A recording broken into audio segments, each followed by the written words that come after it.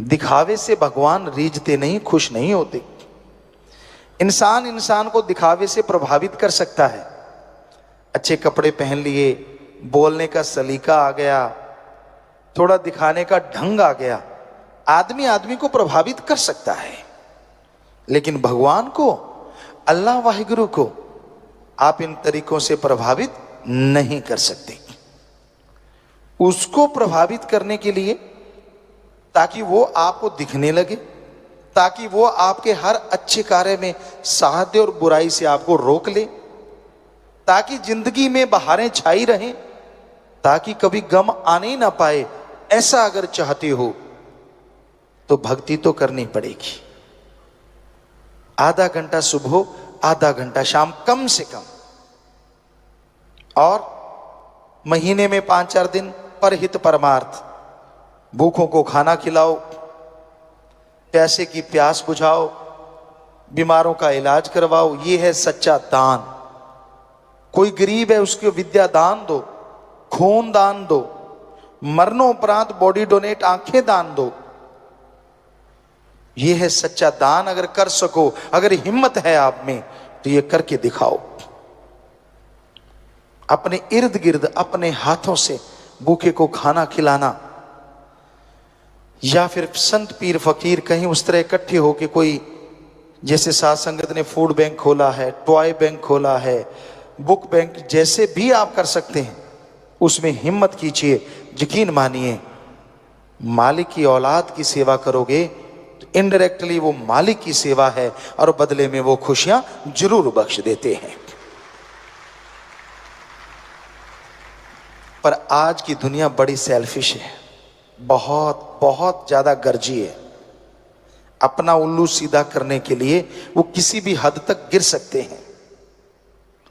उनको कोई मतलब नहीं है भगवान से, उनको कोई मतलब नहीं है संत पीर फकीर से। उनका तो एक ही मुद्दा होता है, मेरा ग्रेड अप कैसे होगा, मैं दुनिया की निगाह में बड़ा कैसे हो जाऊं, लोग क्या कहेंगे मुझे, कैसे बड़ा बन सकता हूं।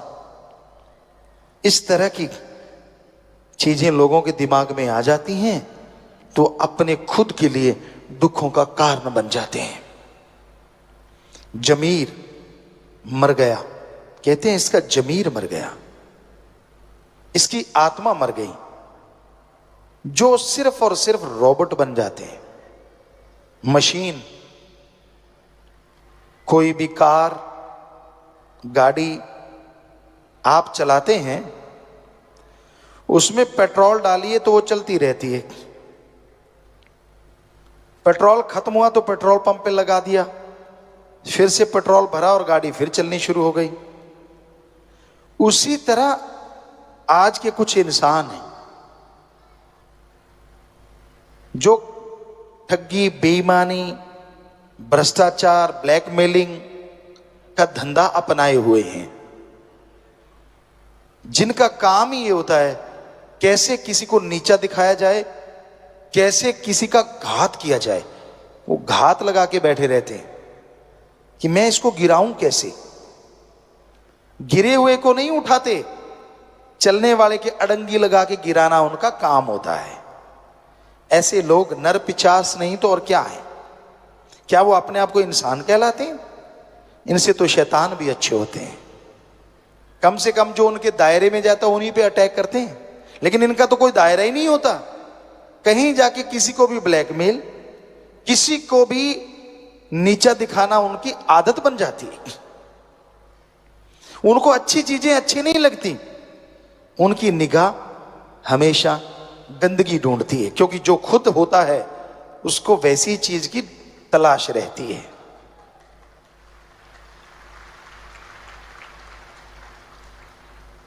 अब चंदन के पेड़ के पास अगर कोई पेड़ लग जाए तो उसमें खुशबू आती है।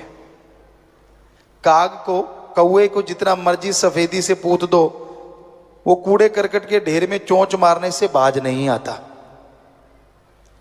हंस कहते हैं पानी में से दूध निकाल के पी लेता है।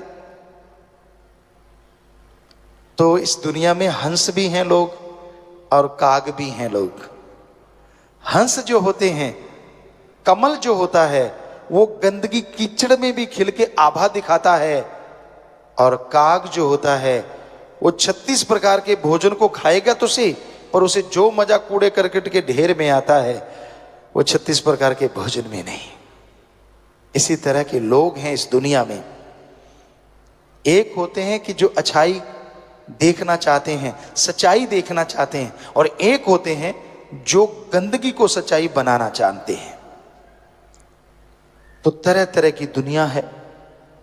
लेकिन एक भक्त को क्या करना चाहिए ऐसे समाज में या हाथ को हाथ खाए जा रहा है, यकीन के लायक कोई नजर ही नहीं आता।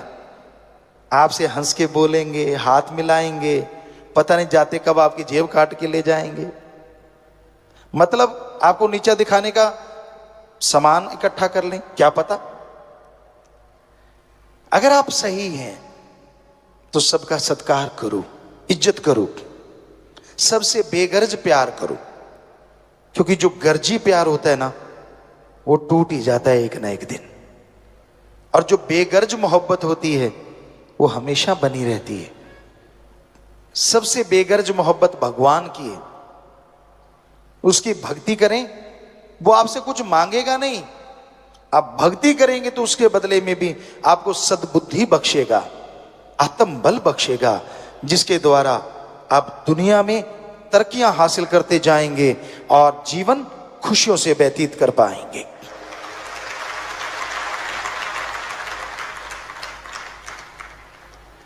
आंखों को इस काबिल बनाओ कि आप लोगों के गुणों को देख पाओ। बुद्धि दिमाग को इस काबिल बनाओ कि आप लोगों के गुण ग्रहण कर पाओ। आपको एक थ्योरी कई बार समझाई जो कि सच है। अगर आप अपने अंदर की कोई चीज देखते हो और बार बार अपनी किसी चीज को दोहराते रहते हो, वो आपके अंदर से चली जाती है।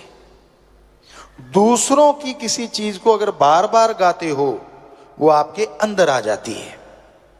उदाहरण के तौर पे, अगर आप अपने अंदर के गुणों को ही देखते रहते हो, मैं बड़ा गुणवान, मैं ये हूं, मैं वो हूं, धीरे धीरे वो अहंकार का रूप धारण कर लेते हैं और अवगुण हो जाते हैं।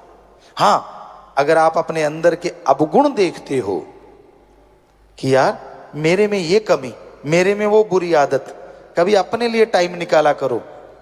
रोज 24 घंटे में 5-7 मिनट इकट्ठे बैठ के, इकल्ले बैठ के, एकांत में सोचो तेरे में क्या कमियां हैं, कौन सी बैड हैबिट है आप में, और फिर भक्ति से उसे बार बार देख के दूर करने की कोशिश करोगे। सच मानो वो आपके अंदर से चली जाएगी।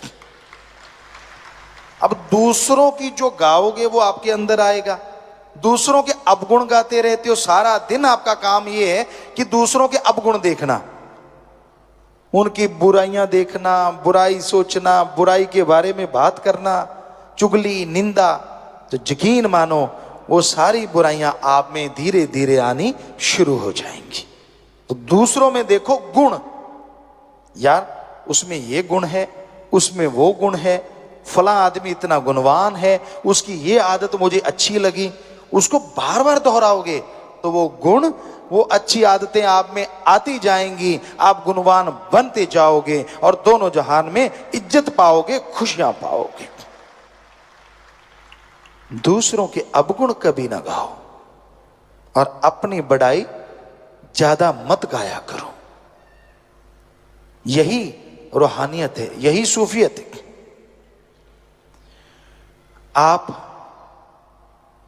आनंद परमानंद की प्राप्ति करना चाहते हैं तो बहुत जरूरी होता है आप अपनी आदतों पे कंट्रोल करो।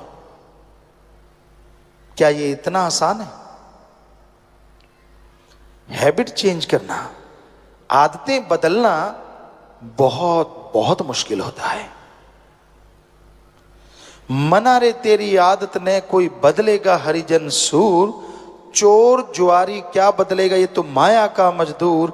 मना रे तेरी आदत ने कोई बदलेगा हरि जन सूर। चोर, जुआरी, बुरे कर्म करने वाले अपनी आदतों को बदल नहीं सकते। जो हर समय नेगेटिव नेगेटिव नेगेटिव ढूंढते रहते हैं, वो अपनी नेगेटिव थिंग को कभी बदल नहीं सकते, नेगेटिव या बैड हैबिट को चेंज नहीं कर सकते।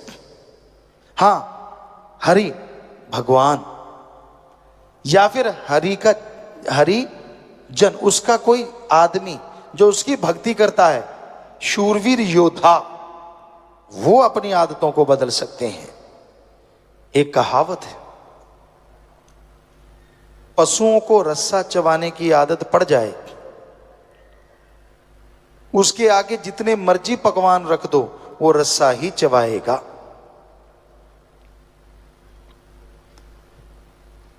लेकिन पशु की आदत तो बदली जा सकती है। उसके मुंह पे एक छिकली या चिकला बना के चढ़ा देते हैं, रस्सियों से जमींदार जानते हैं, तो वो रस्सा नहीं चबाएगा क्योंकि मुंह बंद हो गया। पर आदमी का मुंह बंद करे तो करे कौन? आदमी को पकड़ के गिरने से रोका जा सकता है, लेकिन ये 2.5-3 इंच की जो जुबान है ना, इसको बोलने से कोई रोके तो रोके कैसे? मर्जी का मालिक है, जो मर्जी कहे, जो मर्जी बोले, हर है भी सच। लेकिन जो कड़वा बोलते हैं, जो गलत बोलते हैं, वो समाज में इज्जत नहीं हासिल करते, तो भगवान की दरगाह में कहां से करेंगे? आदमी का जो चेहरा होता है वो साइन बोर्ड होता है। Sign board. आप किसी दुकान में जाएंगे, क्यों जाते हैं? क्योंकि साइन बोर्ड लगा हुआ होता है, उस पर लिखा होता है यहां बीज मिलेंगे, ये मिठाई की दुकान है, ये रेस्टोरेंट है, तो साइन बोर्ड पे लिखा होता है। ऐसे आदमी का जो माथा होता है ना, वो साइन बोर्ड होता है। संत पीर फकीर को भगवान ऐसी निगाह देते हैं कि वो देखते हैं तो उन्हें पता चल जाता है ये कितना झूठ बोल रहा है, कितना सच कह रहा है। पर वो कहते कुछ नहीं, क्योंकि फकीरों का काम ही पर्दा रखना होता है, उठाना नहीं। पर उनको पता चलता है यार ये तो गप फेंक रहा है। बीच में वो कहते वाह अच्छा बेटा, वाह भाई वाह, वाह भाई वाह, और वो चौड़ा हो जाता, क्यों सरका दिया यहां भी। ऐसे भी लोग होते हैं। कई ऐसे होते हैं कि झूठ बोल ही नहीं पाते। ऐसे भी देखे हैं हमने।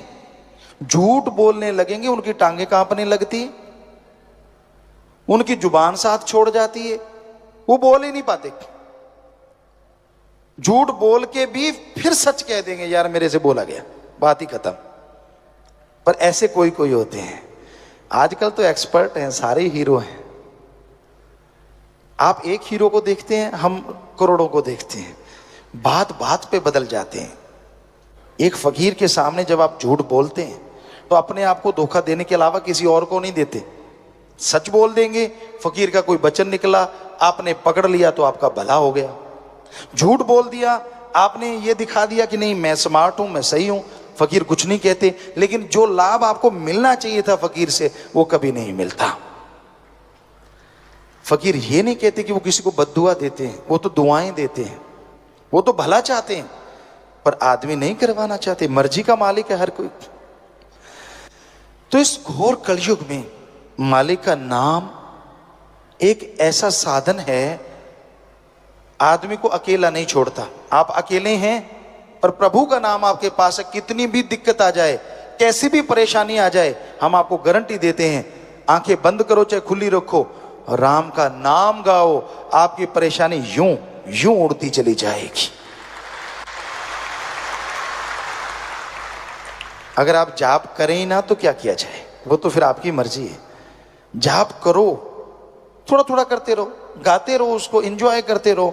क्योंकि और चीज गाने से कुछ मिले ना मिले, लेकिन राम नाम गाने से ना मिले, ये हम आपको गारंटी देते, मिलेगा ही मिलेगा, 100% मिलेगा। बहुत से लोग कहते हैं कि हम नशा नहीं करते,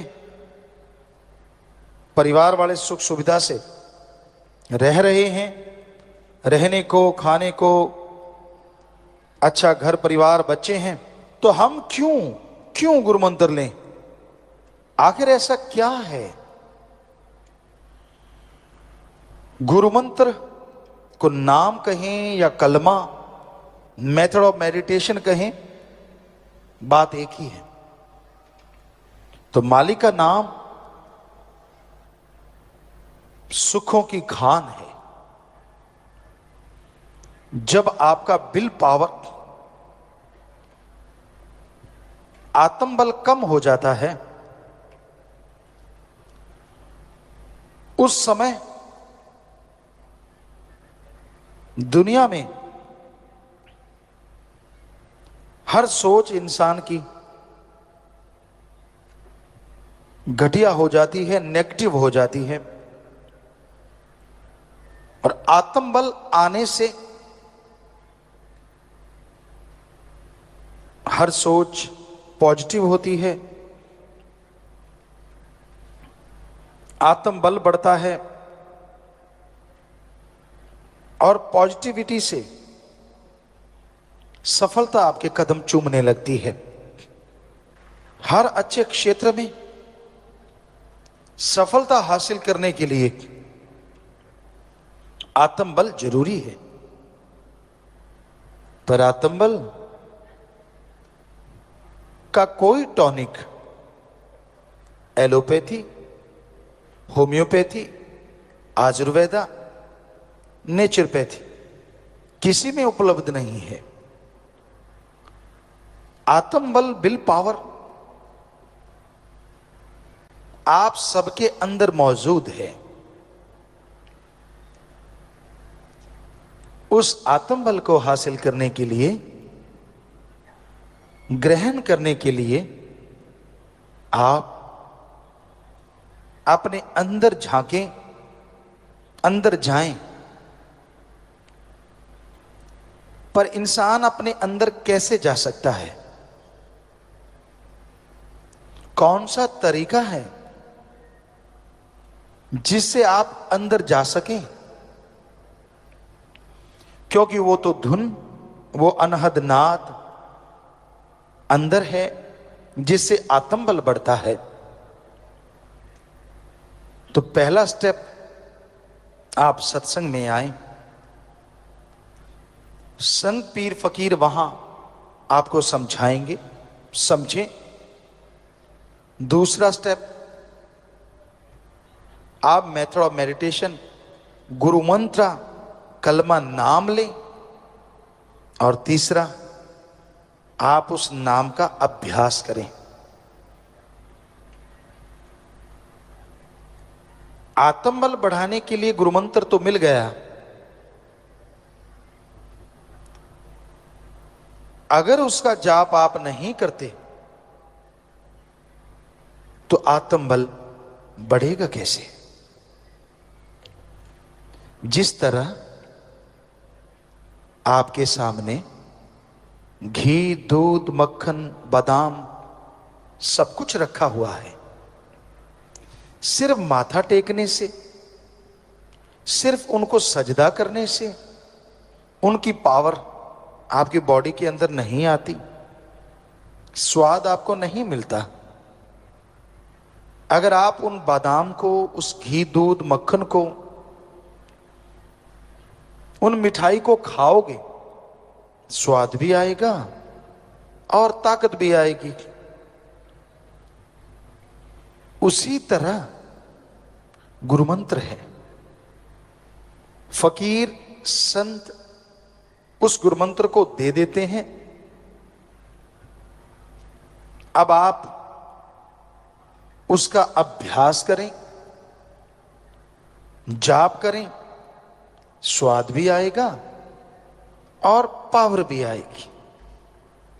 और वो एक ऐसा अलौकिक स्वाद है, ऐसा अलौकिक आनंद है जो आपको काम, वासना, क्रोध, लोभ, मोह, अहंकार, मन, माया, तमाम बुराइयों से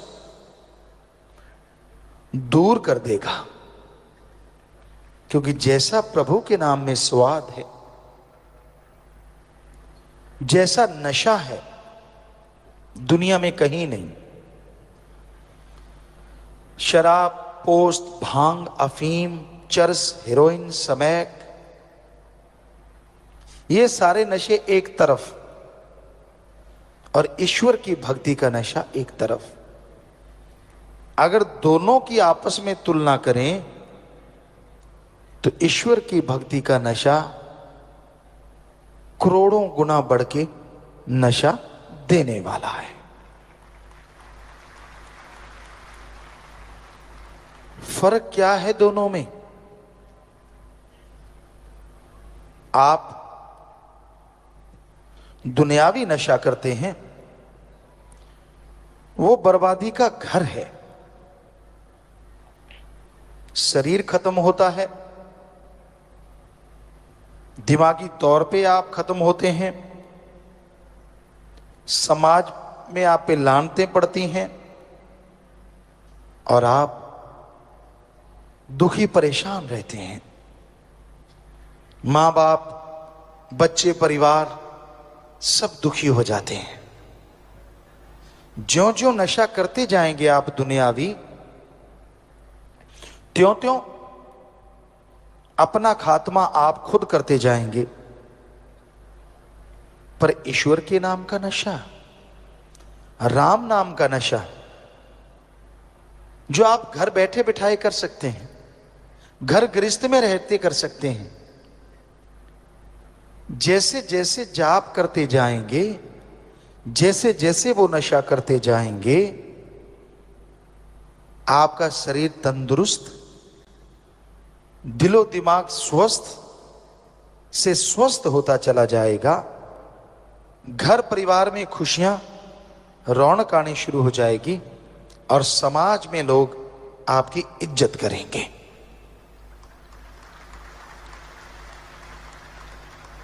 और ईश्वर का नशा लेने के लिए कुछ भी खर्च करने की जरूरत नहीं।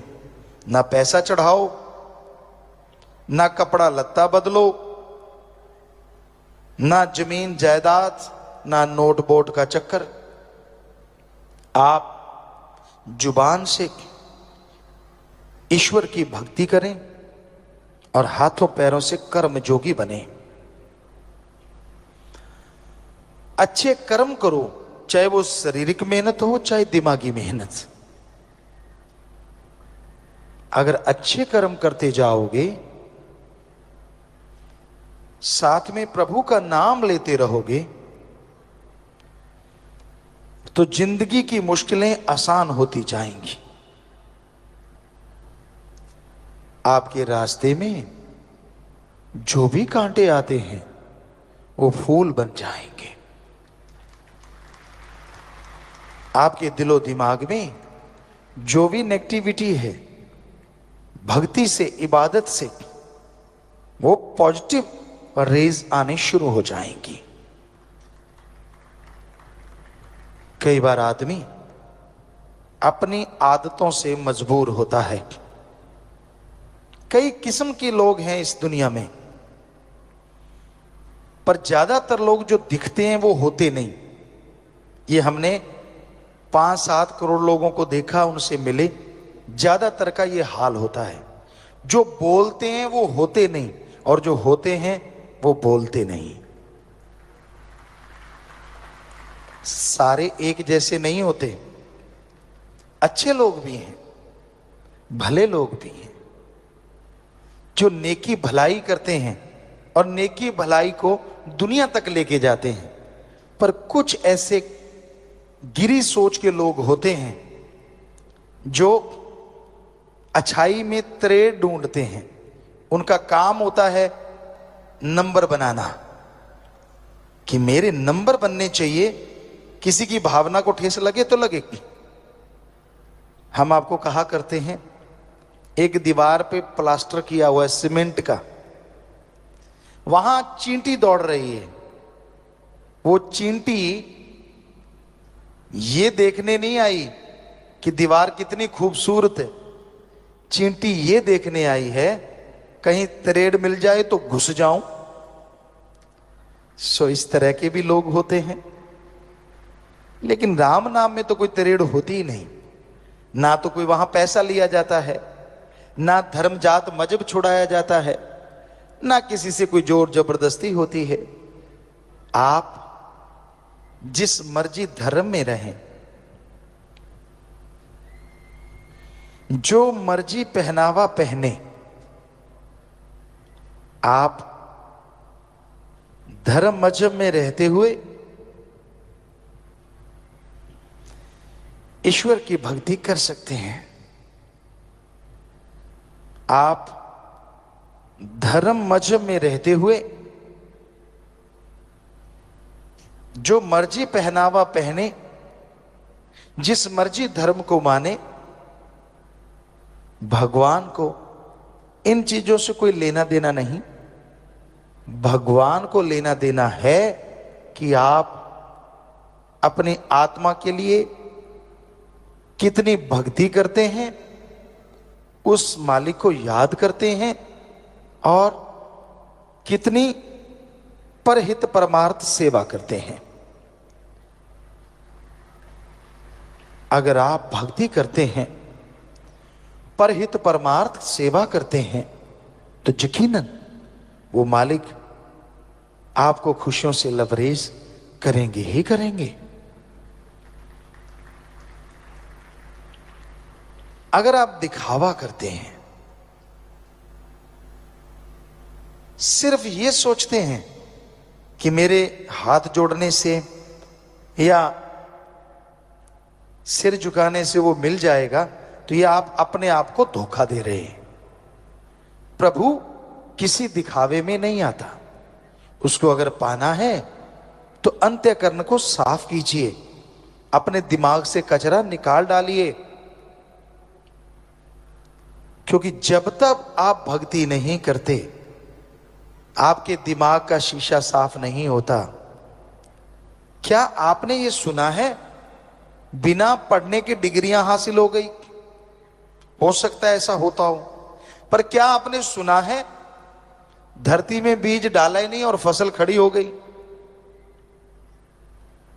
क्या आपने सुना है डॉक्टर ने ऑपरेशन किया ही नहीं और आपका ऑपरेशन हो गया? हो सकता है भक्ति वालों के साथ ऐसा होता हो, पर वैसे ऐसा संभव नहीं है।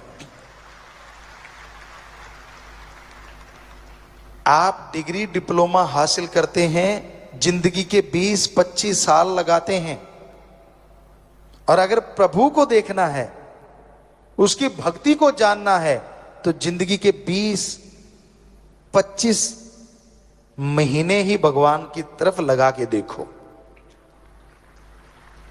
तो आप रिजल्ट बता सकते हैं भगवान है कि नहीं है। चंद किताबें पढ़ लेने से, थोड़ी डिग्रियां हासिल कर लेने से ये कह दो भगवान नहीं है, तो इससे मूर्खता नहीं कहेंगे तो और क्या कहेंगे? क्योंकि अगर छोटी सी डिग्री के लिए, मास्टरेट की डिग्री, पीएचडी की डिग्री, कोई भी आप डिग्री लेते हैं, उसके लिए जिंदगी के 20-25 साल लगाते हैं। भगवान के सर्च के लिए आपने एक दिन नहीं लगाया और बैठे बैठे कह दिया भगवान नहीं होता, तो ये तो आप खुद पढ़े लिखे हैं, क्या कहेंगे लोग आपको? पहले सर्च करो, गुरु मंत्र, मेथड ऑफ मेडिटेशन लो, फिर उसका अभ्यास करो। जैसे टीचर कहता है ऐसे पढ़ो बेटा, ऐसे पढ़ो, आप फॉलो करते हैं तो मेरिट होल्डर हो जाते हैं, चलो जैसे तैसे पास भी होते हैं। उसी तरह आपको गुरु मंत्र लेना होगा, फिर उसका अभ्यास करना होगा, घंटा सुबह शाम। फिर रिजल्ट ना आए तो बताइए। रिजल्ट आता है, 100% आता है, पर भक्ति करने से, इबादत करने से।